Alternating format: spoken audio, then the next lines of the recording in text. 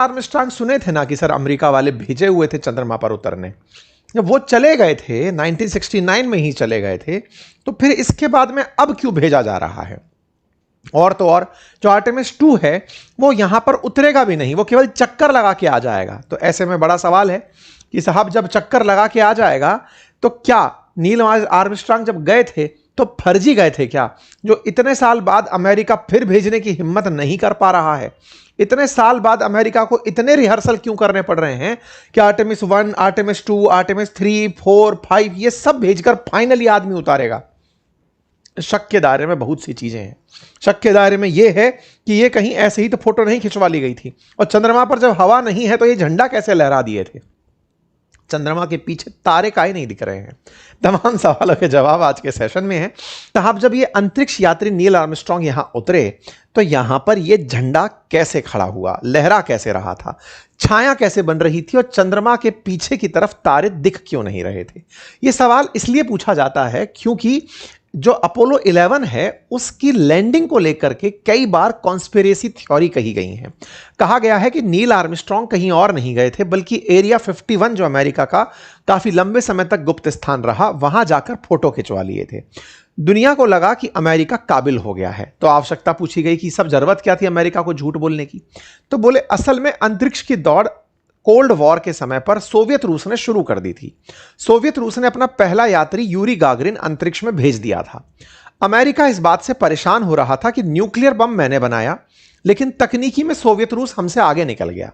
अंतरिक्ष में वो इंसान भेजकर अपनी वैज्ञानिक कुशलता को दुनिया के सामने प्रदर्शित कर दिया। अमेरिका इस बात से चिढ़ा और उसने इस जिद में कि तुम अगर अंतरिक्ष में भेजे हो, यानी धरती से 100 किलोमीटर दूर इंसान को भेजे हो, तो हम आने वाले समय में चंद्रमा पर आदमी भेज देंगे। और इस काम के लिए अमेरिका ने बड़ा सारा फंड निकाला, कहते हैं बिलियंस ऑफ डॉलर निकाले, इस बात को जो कि लगभग असंभव लगती थी कि चंद्रमा पर इंसान को उतारना है। और इसके लिए बहुत सारे मिशन चंद्रमा के लिए लॉन्च किए गए। अब कैसे और कितने मिशन थे? कहा जाता है कि नासा ने जब सबसे पहले अपोलो 1 शुरू किया तो उसमें 3 लोग, वर्जिल ग्रीमोस, एडवर्ड वाइट और रोजर जेफी को लेकर भेजने का प्रयास हुआ। अपोलो 1 क्रैश कर गया। अमेरिका को बड़ी बेइज्जती का सामना करना पड़ा कि साहब अंतरिक्ष यात्री भेजने चले थे, यूरी गागरिन की होड़ में फेल मार गया। इसके बावजूद भी नासा ने हार नहीं मानी और उन्होंने अपोलो 5 तक हर बार मिशन भेजा, लेकिन इस बार इंसान के बिना भेजा। 1968 में अपोलो 7 सफलतापूर्वक अंतरिक्ष यात्रियों को ले जाने में कामयाब हुआ, जैसे आज आर्टेमिस 2 लेकर गया है। 1968 में अपोलो 8 चांद के पास पहुंचा लेकिन वापस लौट आया, जैसे आर्टेमिस 2 चांद के पास पहुंचेगा लेकिन लौट आएगा। 1969 में अपोलो 9 ने लूनर मॉड्यूल की जांच की कि साहब क्या है मामला। 1969 में अपोलो 10 ने चांद पर उतरने का पूरा रिहर्सल किया कि गया और वापस चला आया, लेकिन उतरा नहीं।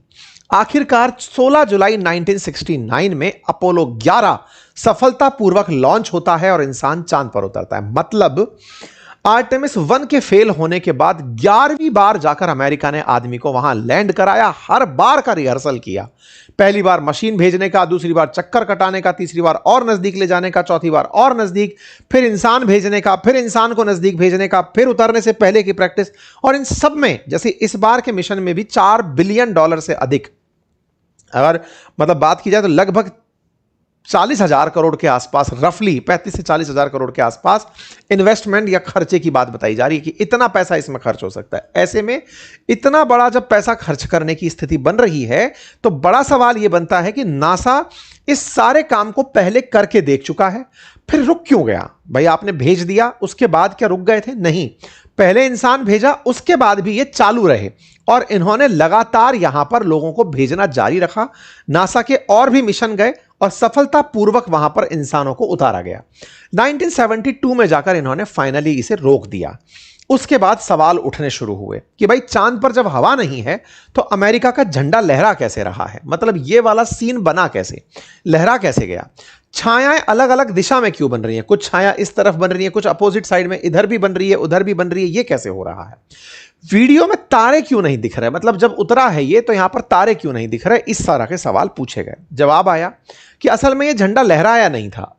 हुआ ये था कि इस झंडे की जो डंडी है ना, इसमें एक इस प्रकार से हॉरिजॉन्टल लकड़ी भी लगाई गई थी, यों, और उस लकड़ी को, जैसे ये पेन है, इस पेन पर फिर हम कुछ इस तरह की डंडी और लगा दें और उसके सहारे झंडा लगाया जाए।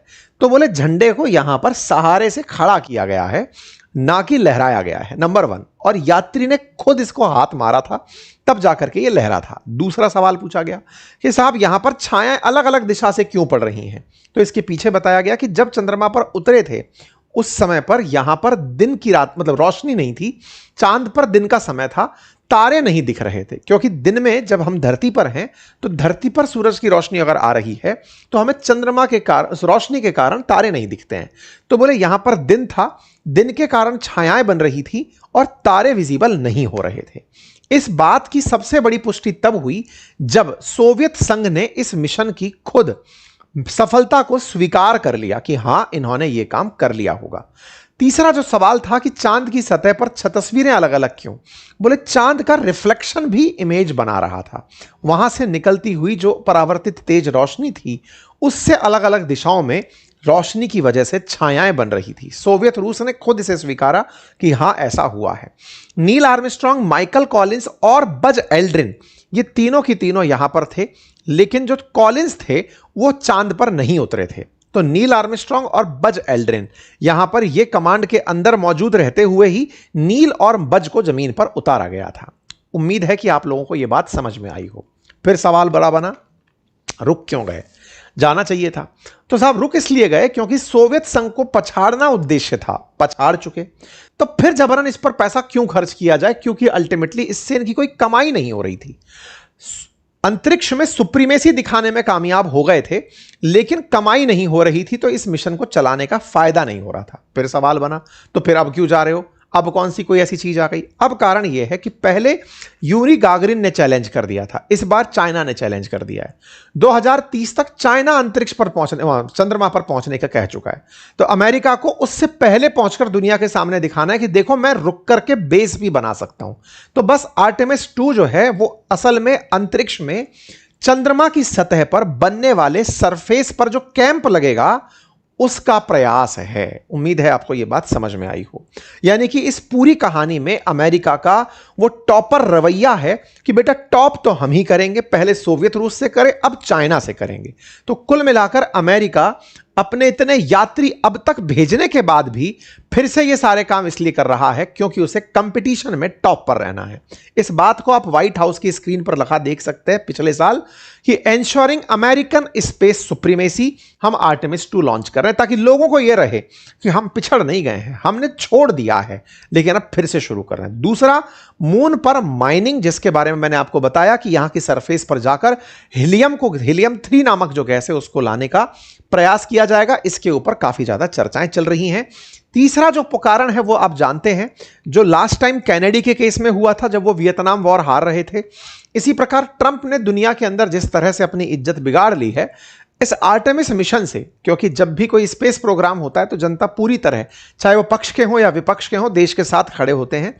ट्रंप को भी लगता है कि आर्टेमिस 2 मिशन की सफलता उनके लिए एक अमेरिका में इमेज बनाने का काम करेगी। कुल मिलाकर के अपोलो 11 के बाद इस मिशन का जाना कोई फेलियर नहीं, अपितु अमेरिका की सुप्रीमेसी दिखाने का, फिर से जनता को याद दिखाने का कि हम बूढ़े नहीं हुए हैं, ये इस पूरे काम के अंदर प्रयास किया जा रहा है। तो उम्मीद है आर्टेमिस 2 सफल हो और उसके बाद में अंतरिक्ष पर प्रॉपर लैंडिंग हो पाए।